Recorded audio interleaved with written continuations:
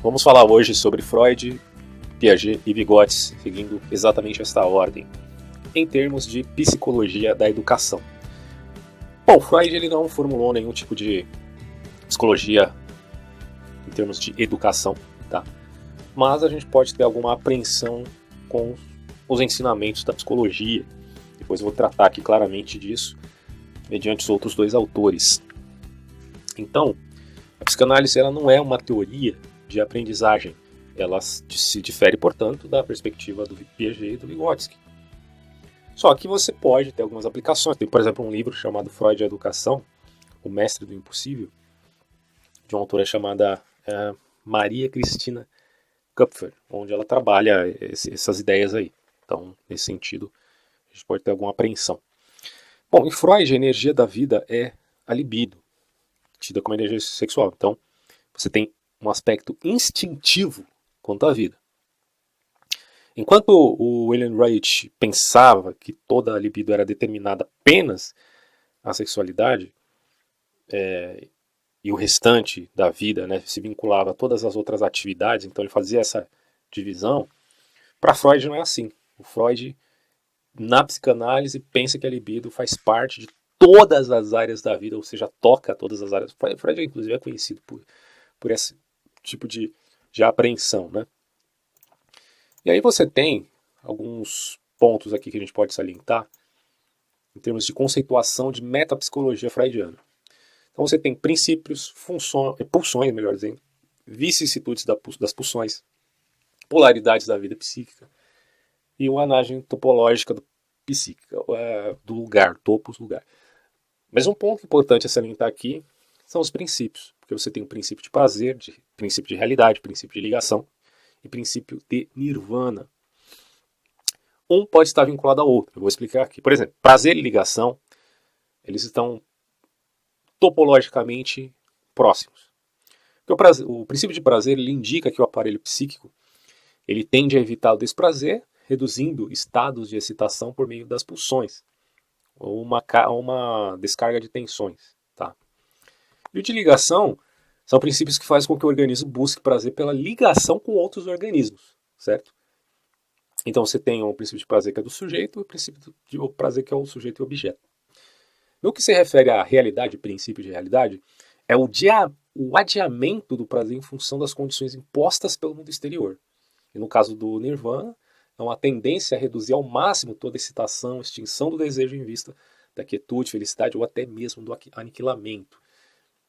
E aí você tem esse ponto, né, das pulsões, em termos de libido, que visa a si mesmo ou visa o objeto, visa a si mesmo prazer, visa o objeto ligação.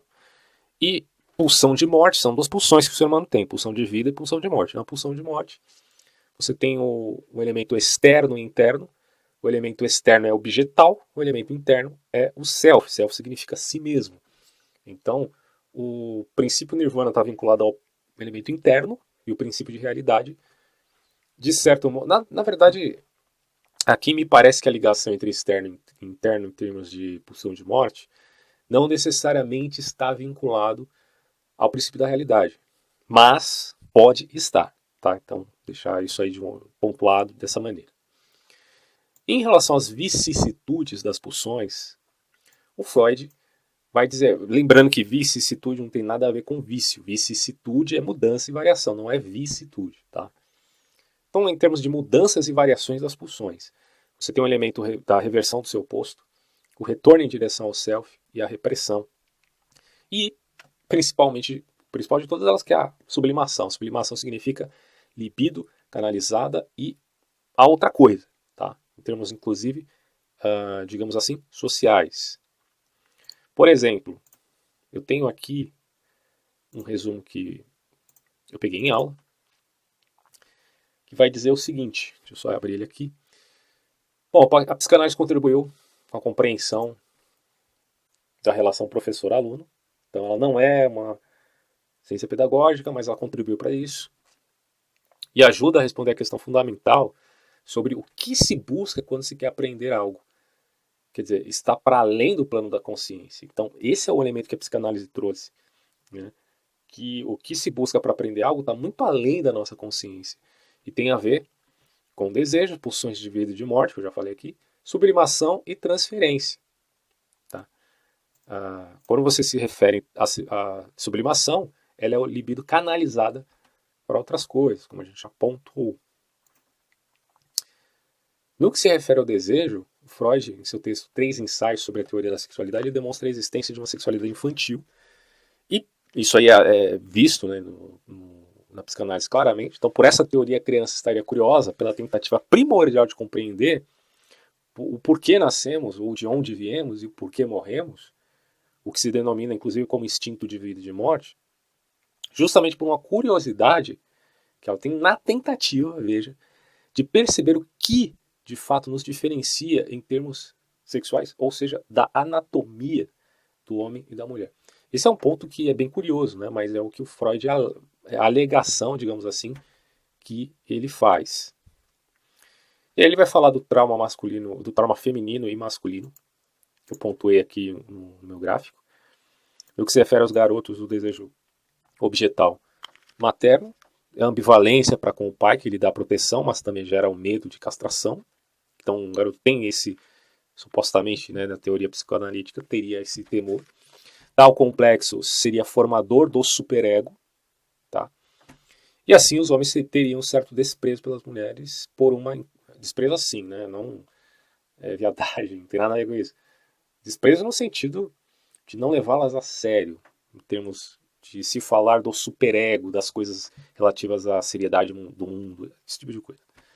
Mas claro que isso aí, digamos assim, é em linhas gerais, não uma regra universal. Aqui não é ciência exata, né? Então, tanto que um desprezo descabido levaria à homossexualidade. Aí, com o exagero desse desprezo, aí sim pode levar à viadagem. Sem um vínculo efetivo com a transexualidade, que já é um outro fenômeno.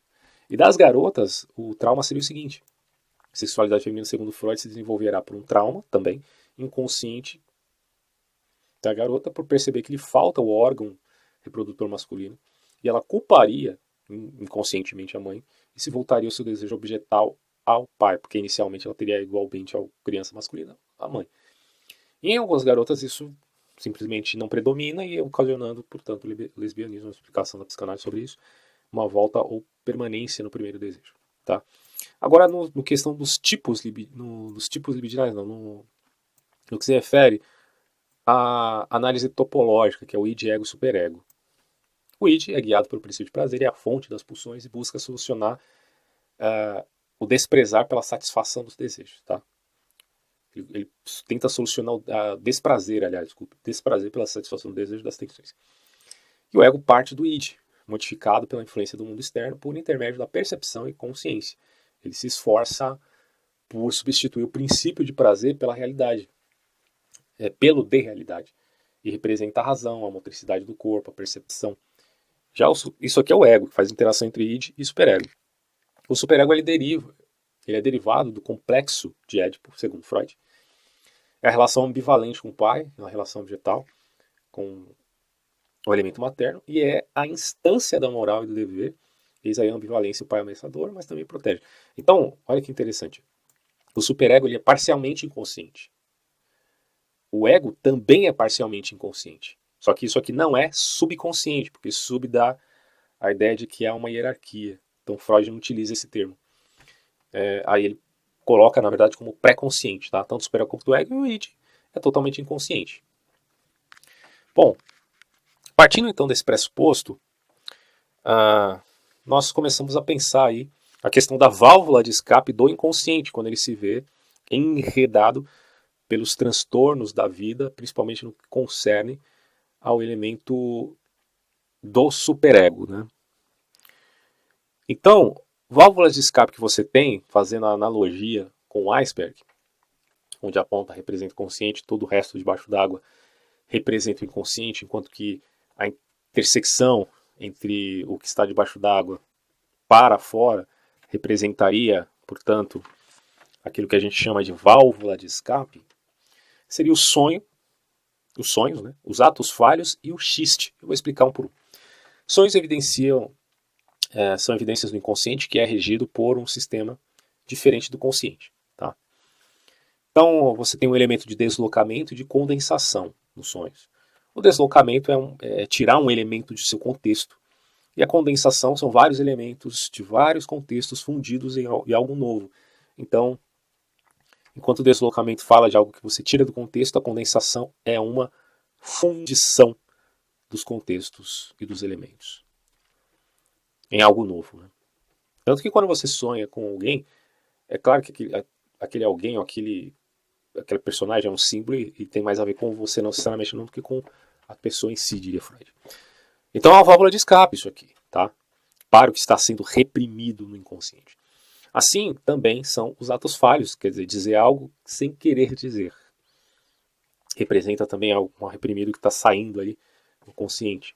O xiste significa esconder a opinião que de fato você tem. Por exemplo, os humoristas que fazem piadas com algum tipo de coisa que possa ofender o outro, como minorias e tal. Racismo. Se essa piada tem essa... Pode ser que não tenha, claro. Mas pode ser que tenha essa conotação dependendo de como é dito no contexto. Pode expressar, na verdade, um xiste. Ou seja, uma aparição na consciência como sendo algo secundário, mas deflagrando aquilo que realmente está no interior do indivíduo. Bom, aí você tem a teoria do aparato psíquico, que é o id, superego e ego que eu já mencionei. Ego é mediador entre duas instâncias. Superego é estabelecido nas relações de lei, princípio de realidade, vinculado ao Édipo, o síndrome de Édipo. O id é a energia pura da libido. E aí você tem também um elemento fundamental, que é os tipos mistos de neurose. Né? Por exemplo, do erótico obsessivo é uma relação entre o superego e o id. A intersecção disso dá a neurose do desequilíbrio erótico obsessivo. Da relação superego e ego, você tem uma neurose que é um narcísico obsessivo. E da relação ego-id, você tem o erótico narcísico, que é uma outra neurose, uma outra doença, digamos assim, né? Ou desequilíbrio. Bom, a educação, nesse sentido, que a gente não está querendo falar de Freud aqui, mas de educação propriamente, ela está localizada fora dos indivíduos. Então é um conjunto de ações que se dá no plano da consciência. Então a educação, ela atinge o ego e os aspectos cognitivos. Então eles continuam trabalhando mesmo depois do descanso da consciência, lá no inconsciente. Isso está não só na pré-consciência, mas no id. Quer dizer, se você dorme com um problema, pode de fato acordar uma solução. Então a relação se dá no plano da inconsciência também. E a educação sempre trabalha com uma questão fundamental, que é o que se busca quando se quer aprender alguma coisa. E que essa coisa, portanto, está além do plano da consciência. Tá? E aí, você tem uma aplicabilidade aqui, que foram mencionadas, e que eu já disse aqui, que é o desejo, a sublimação e a transferência. Quando você fala do aspecto do desejo, o Freud ele estabelece, em seu contexto, um desenvolvimento da sexualidade infantil associado à relação das zonas erógenas, né, como localizando para onde as pulsões são direcionadas. Então, Piaget ele tem algo semelhante, mas não necessariamente neste quesito, e sim tendo foco na pedagogia, na educação e no desenvolvimento da linguagem. O Freud está falando aqui do desenvolvimento da sexualidade da criança. Então ele vai falar da fase oral, que é de 0 a 2 anos, fase anal de 2 a 4 anos, e da fase fálica de 4 a 7 anos. Então tem essas três fases iniciais, que se findariam supostamente aos 7 anos.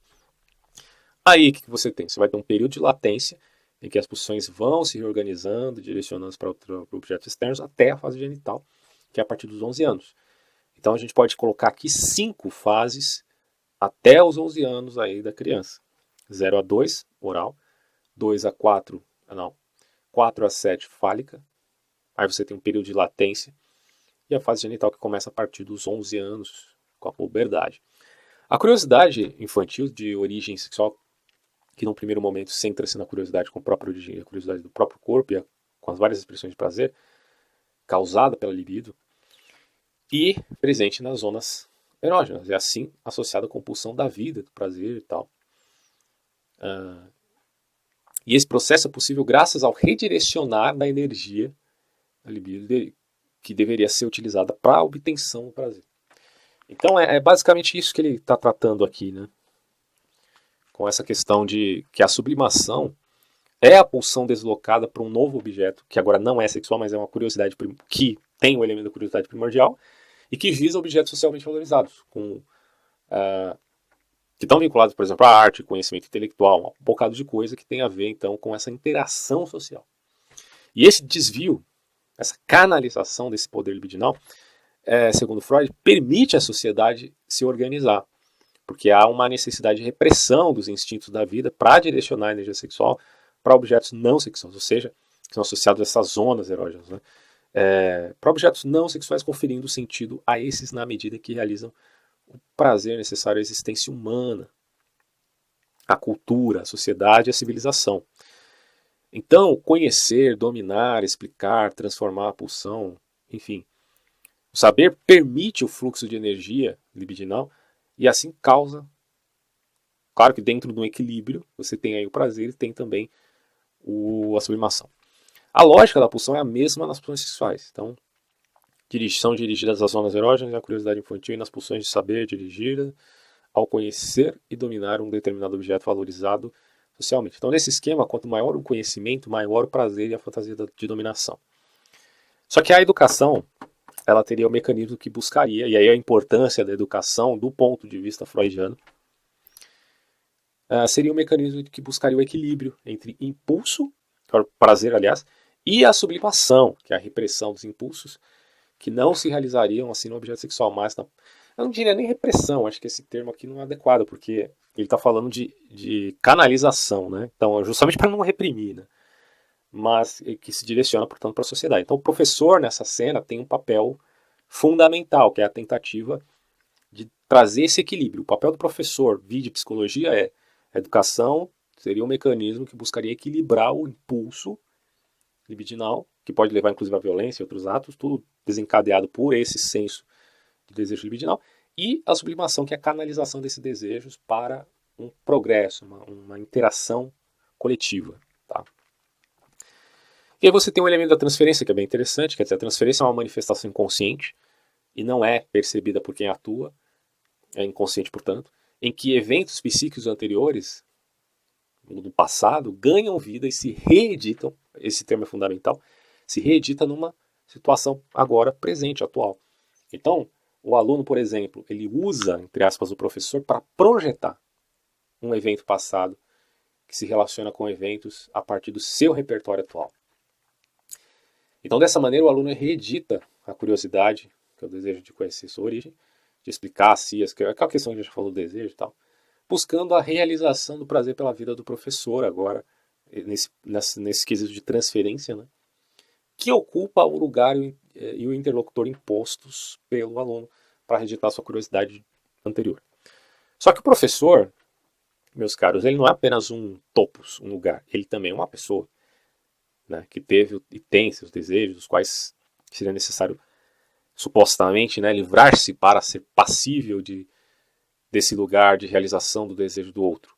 Mas, como dito, por ser uma pessoa, né, ele invariavelmente também atua nessa relação, estabelecendo o processo de contra-transferência, ou seja, trazendo para a relação os seus desejos que muitas vezes vão ao encontro do lugar colocado pelo aluno ou se chocam com eles, o que desvia o professor da necessidade do outro e mistura suas necessidades com as dos alunos. Então o problema está todo aí, né? Porque enquanto o aluno faz transferência das coisas do passado na figura do professor, o professor sendo, digamos assim, entre aspas, atingido por essa carga de sentimentos de transferência, ele manifesta uma contra-transferência, certo? E esses sentimentos, vamos colocar dessa forma, ou essas relações e desejos se chocam, e isso é um problema, porque pela coexistência de desejos do professor e do aluno, que num processo antagônico o professor precisaria supostamente abdicar, para permitir um processo transferencial que o desejo de conhecimento do aluno fruto do processo de formação possa se realizar, o Freud ele afirma que a educação, nesse sentido, é impossível. Tá? Eu não sei se o termo aqui é muito grave, né? Impossível, mas fica complicado, diria Freud. Então, nesse sentido, a psicanálise não se apresenta como uma proposta pedagógica, mas como um alerta as implicações inconscientes presentes no desejo de saber e na necessidade particular da sociedade vigente, como uma alerta às implicações do inconsciente, que antes de ser uma proposta pedagógica, ela está a alertar essas ações do inconsciente, e pelo fato dessa relação de professor-aluno, que por mais que o professor tente abdicar através ou mediante o superego, ele ainda pode manifestar esses desejos inconscientes. Tá? Bom, agora voltando-se aqui ao Piaget e ao Vygotsky, a gente pode inicialmente falar de dois pontos de vista aí muito conhecidos na história da filosofia, principalmente a moderna, que é o racionalismo e o empirismo. Então, os racionalistas priorizam a razão e o intelecto, como a gente já sabe, e os empiristas, claro, a experiência e os sentidos. Daí, você tem algumas teorias que nascem de uma tendência ou de outra. Por exemplo, são vários, vou dar alguns exemplos aqui só. A Gestalt, que acredita em estruturas pré-formadas, então é uma perspectiva racionalista. Enquanto que a comportamentalista, ou seja, behaviorismo ou teorias relativas à psicologia de engajamento e tal, eles acreditam num ponto de vista mais relativo ao estímulo-resposta. Quer dizer, todo conhecimento advém de estímulos do meio e, portanto, há um empirismo. Claro que você tem uma perspectiva ou de algo inerente que já nasce ao homem, ou o homem é uma tábula rasa que precisa ser preenchida. Então, a perspectiva ou ambientalista, que é determinada pelo ambiente, o total oposto à Gestalt, ou é maturacional, no sentido racionalista, que é uma programação genética como determinante. Pode ser psicoanalítica também, como no caso do Freud, que era determinado pelo inconsciente, que daí a gente pode remeter um processo, pode entender como racionalista. Né? Agora, o que acontece? Quando você vai pensar em Piaget e Vygotsky, eles são, digamos assim, um meio termo, embora um possa tender mais para um lado e outro tenda mais para outro lado. Tá?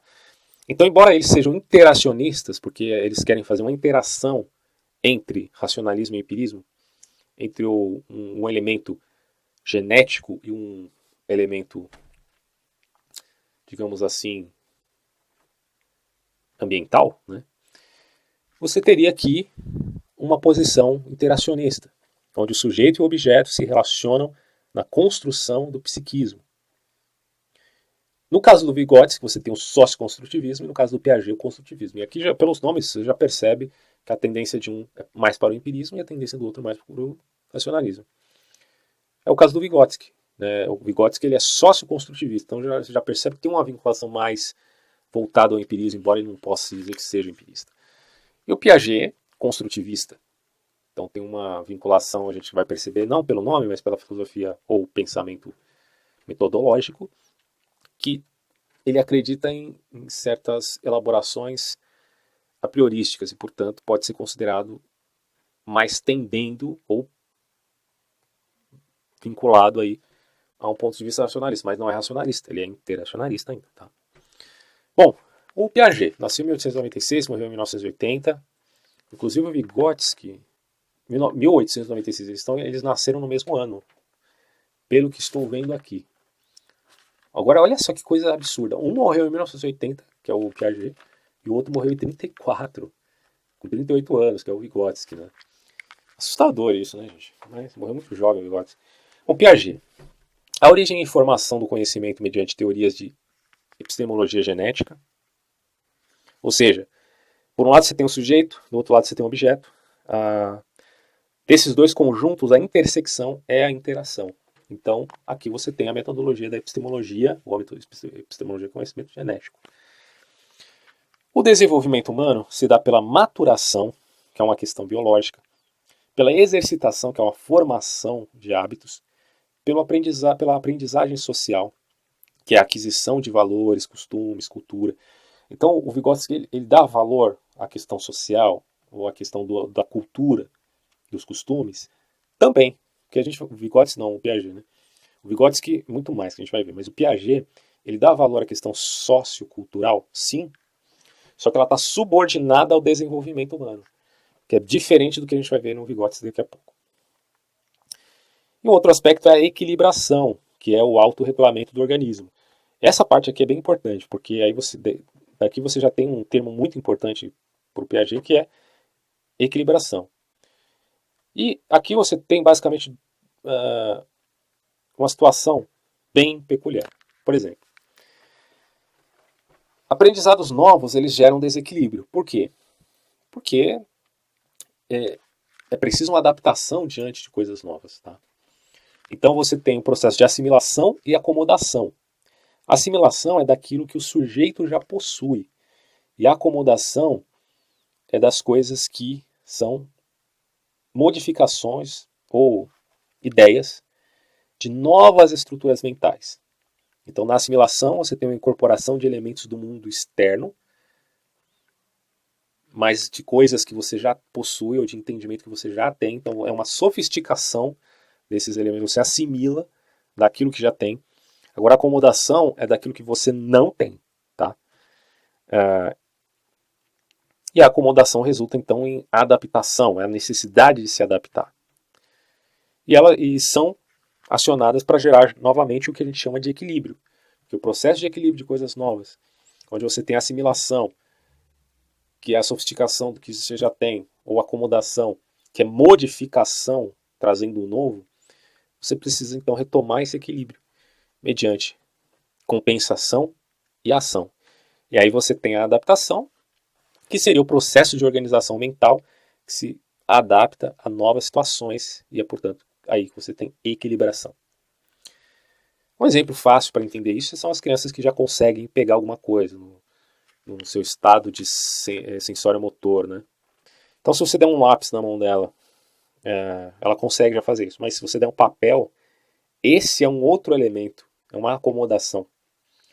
Ela precisa, então, se adaptar para, então, fazer o desenho. Então, quer dizer, crianças que já conseguem pegar coisas, que é assimilação, se diante de um papel, com um lápis na mão, terá que modificar padrões em novas estruturas para desenhar, que é a acomodação. A estrutura do conhecimento, ela é em forma espiral, pois o novo aprendizado depende do anterior, que não se perde. Então, forma espiral, aquilo que já foi, vai gerando o que está sendo agora. Tá? Bom, e agora vamos à parte mais importante do Piaget, que são as etapas da construção da inteligência. Então, a partir de reflexos, o bebê ele começa a construir esquemas de ação para assimilar mentalmente, não meio. E esse aí é o período sensório-motor, que é do 0 aos 2 anos. O pré-operatório é a capacidade de domar ou dominar, né, a linguagem e representações. Esse período dos 2 aos 7 anos, que vai, claro, ocorrer uma graduação dessas adaptações. Então, é um período que é caracterizado pela parte simbólica, pelas imitações, pelos jogos e brincadeiras, onde a criança faz papel de médico, pai, mãe, motorista, etc. E de linguagem e desenhos, também um elemento animista, né, que ela dá personalidade a coisas. Tudo isso é o período pré-operatório, que é caracterizado pelo egocentrismo. Inclusive, sobre o pré-operatório, a gente destaca que é a idade dos porquês, né, onde o pensamento intuitivo se manifesta e a criança fica se perguntando um monte de coisa para os mais velhos. E pensamento intuitivo aqui significa que ainda elas não percebem relações inclusivas. Então elas têm muita dificuldade de generalização, né? E quando fazem essa generalização, elas fazem de modo indevido. Por exemplo, se uma criança não gosta de limão, possivelmente, dependendo da idade, né, claro que ela vai se... isso aqui não é muito rígido, que a gente destaca aqui, né, é importante, que há uma sequência invariável, não são reversíveis e a faixa etária não é rígida. E há uma complexidade crescente. Então, uma criança de 3, 4 anos pode dizer, não como abacate porque ele é verde como limão. Não, a generalização é inadequada. E crianças nessa idade também têm a dificuldade de reverter uma lógica, como reverter assim, né? A lógica de inverter os valores. Subtração é o contrário da adição e vice-versa. E elas também não levam em conta várias relações ao mesmo tempo. Cores, tamanhos, etc. Bom, quando você chega então no operatório concreto, que é dos 7 aos 12 anos, aí você tem uma coordenação de relações mais adequada. Então, possibilidades de determinar quantidade, peso, volume, comprimento, superfície, tempo, velocidade, eles adquirem nesse período, a habilidade lógico-matemática. E quando você chega no operatório formal, aí é dos 12 anos em diante, que é uma consolidação da personalidade e a maior socialização para isso no sentido de resolução de conflitos, né, porque as crianças são bem sociáveis. Mas para a resolução de conflitos, há mais autonomia e adequação moral e há uma evolução gradual nesses aspectos, tá? Bom, esse é o Piaget. Tem muita coisa ainda a falar sobre isso, mas você tem esses elementos aí. Sobre o Vygotsky, ele é formado em Direito, foi formado em Direito, versado em Línguas, Linguística, Filosofia, Psicologia. Sua tese, então, é a Psicologia Histórico-Social, em vista de compreender as funções psicológicas superiores, tendo primazia biológica, partindo de estruturas orgânicas, elementares, daí é que se forma, né, estruturas mais complexas. Então, o estudo desses fenômenos, eles não parte de estudos de figuras animais, mas diretamente dos seres humanos. E a pessoa possui a dimensão histórica e a interação social, que são ferramentas culturais.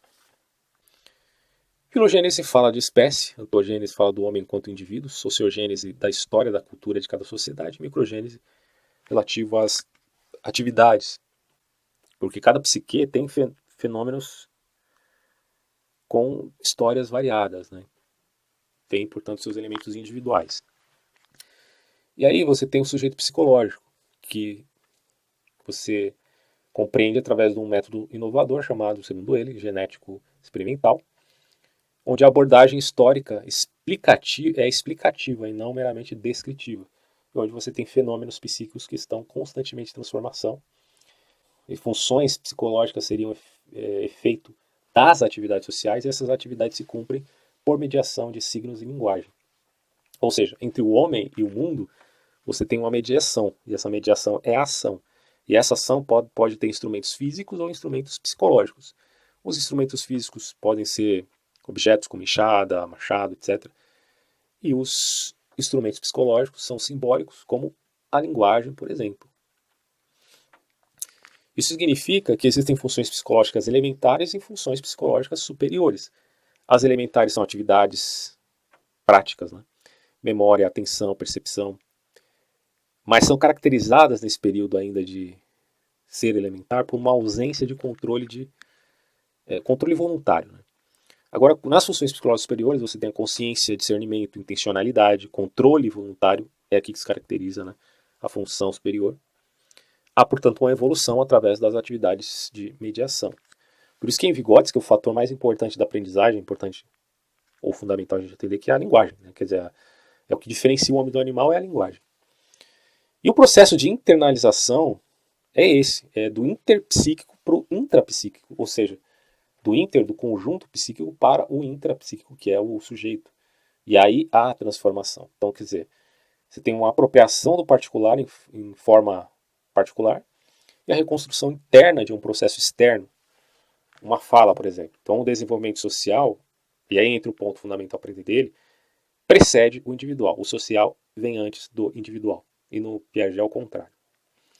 O individual vem antes do social. A linguagem amplia o universo do indivíduo, libertando do mundo imediato. Então, analisa objetos, abstraindo e generalizando suas características, introduz também sistemas de relações com outros objetos, é instrumento de pensamento e meio de comunicação, sendo uma função conceitual que se desenvolve e se enriquece em estreita relação com a evolução dos processos psíquicos. A relação entre pensamento e linguagem é que eles se cruzam, há uma relação simultânea, uma relação mútua, onde a linguagem se torna intelectual por causa do pensamento e o pensamento se torna verbal por causa da linguagem. Então, nessa relação, a palavra dá forma ao pensamento e o pensamento se torna simbólico e abstrato. E aí entra o conceito famoso do Vygotsky, que é o conceito de zona de desenvolvimento proximal, que é a ZDP. O que isso significa?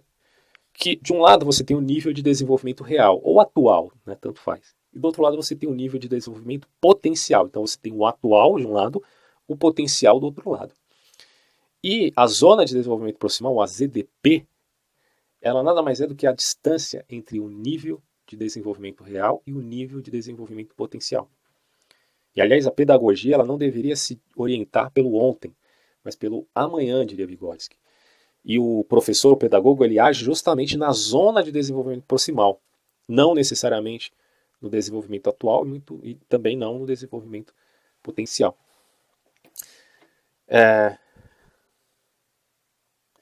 Apesar que aqui está falando que é a solução de problemas sobre a orientação de um adulto, né, no potencial. Na verdade, quando você está no potencial, há esse espaço de zona de desenvolvimento que é onde o professor atua.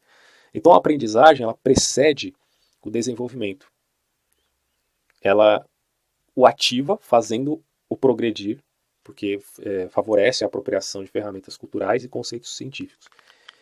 E aprendizagem e desenvolvimento são, portanto, distintos e interdependentes. Então, aprendizagem é uma coisa, desenvolvimento é outra. São distintos, mas eles são interdependentes, assim como o pensamento é interdependente da linguagem, a aprendizagem é interdependente do desenvolvimento. E para finalizar, vamos falar um pouquinho da diferença de Piaget e Vygotsky. Quanto ao desenvolvimento humano, Piaget ele privilegia a maturação biológica por aceitar que os fatores internos preponderam sobre os externos. Então ele postura que o desenvolvimento, segundo uma sequência fixa, universal, é feito por estágios. O desenvolvimento humano é dado por estágios, como a gente já citou os estágios aqui, de 0 a 2 anos, de 2 a 7, de 7 a 11 ou 12, de 12 em diante. Para o Vygotsky, ele concebe o desenvolvimento humano como uma contínua interação entre o atual e o potencial. Esse é o desenvolvimento dele. É a interação contínua entre o desenvolvimento atual e o desenvolvimento potencial. Tá? Então, você já tem uma clara diferença aqui, né? Porque é uma contínua interação para Vygotsky. E entre as estruturas orgânicas da criança, mas ele privilegia o ambiente social, né? O interacionismo, porque ele reconhece que variando o ambiente, o desenvolvimento também vai variar. Sobre o social e o individual, o Piaget ele acreditava que o conhecimento são elaborados espontaneamente pela criança, de acordo com o estágio de desenvolvimento em que se encontram. Quer dizer, o conhecimento procede do indivíduo para o social. Só que para o Vygotsky é o social para o individual. Quer dizer, a criança já nasce no Vygotsky num mundo social. E desde o nascimento vai formando uma nova visão desse mundo através da interação com adultos e colegas. Então o conhecimento procede do social para o individual. Isso aqui é uma inversão do que diria Piaget, embora um não está respondendo o outro, eles eram contemporâneos, né? Eles nasceram no mesmo ano. Né? Sobre o desenvolvimento e aprendizagem. A aprendizagem subordina-se ao desenvolvimento, está bem claro, né, no Piaget lá que a gente leu, que a aprendizagem ela está subordinada ao desenvolvimento e tem pouco impacto sobre ele. Quando você volta lá em Piaget, você logo percebe que o desenvolvimento humano é caracterizado pela maturação, questão biológica, exercitação, formação de hábitos, aprendizagem social, aquisição de valores, costume e cultura, e equilibração. Então, você está vendo que a aprendizagem aqui, inclusive em termos sociais, valores, costumes, culturas, interacionismo, está subordinado ao desenvolvimento humano? Agora, quando você vai ver em Vygotsky, o desenvolvimento e a aprendizagem, na verdade, são processos independentes, mas são processos separados, ele vai colocar aqui distintos, mas interdependentes. São processos que se influenciam, de modo que quanto mais aprendizagem, mais desenvolvimento. E no pensamento e linguagem, o pensamento aparece antes da linguagem, que apenas é uma forma de expressão. Só pode ocorrer depois que a criança já alcançou um determinado nível de habilidade, a habilidade mental, e subordinando-se, pois, a um processo de pensamento. Já para Vygotsky, o pensamento e a linguagem são processos interdependentes, desde o início da vida, e dá uma forma definida ao pensamento, a linguagem dá uma forma definida ao pensamento, possibilitando a imaginação, o uso da memória e planejamento da ação. Tá? E só para finalizar aqui, eu vou ler um texto que eu escrevi a respeito do interacionismo. Vejamos.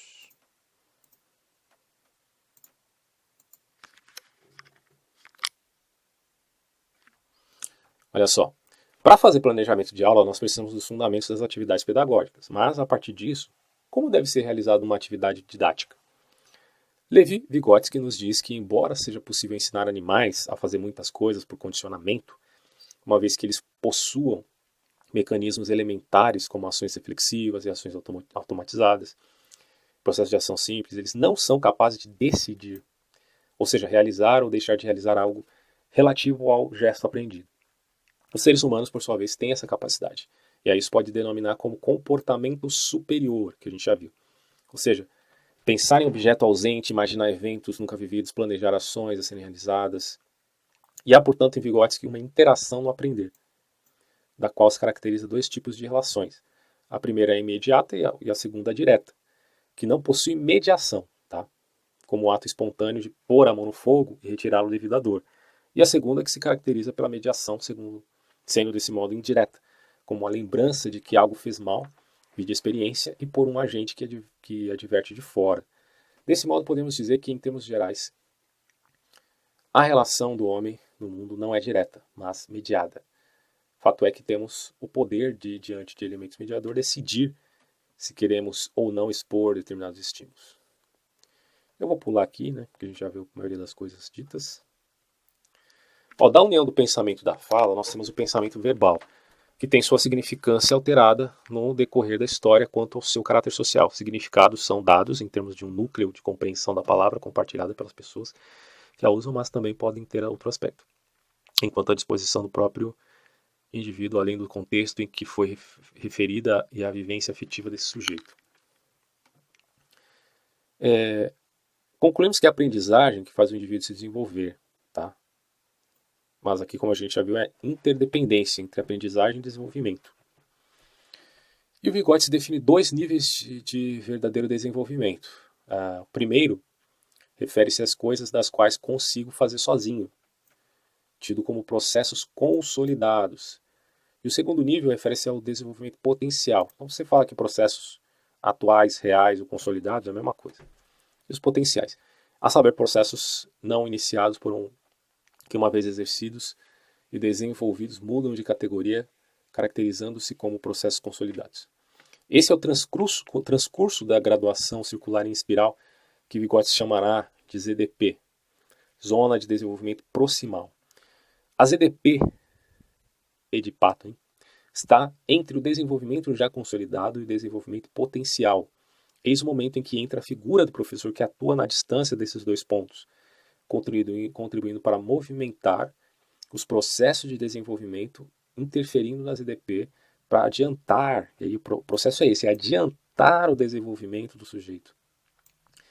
E essa interação externa, segundo o autor, deve ser feita em estágio de desenvolvimentos iniciados.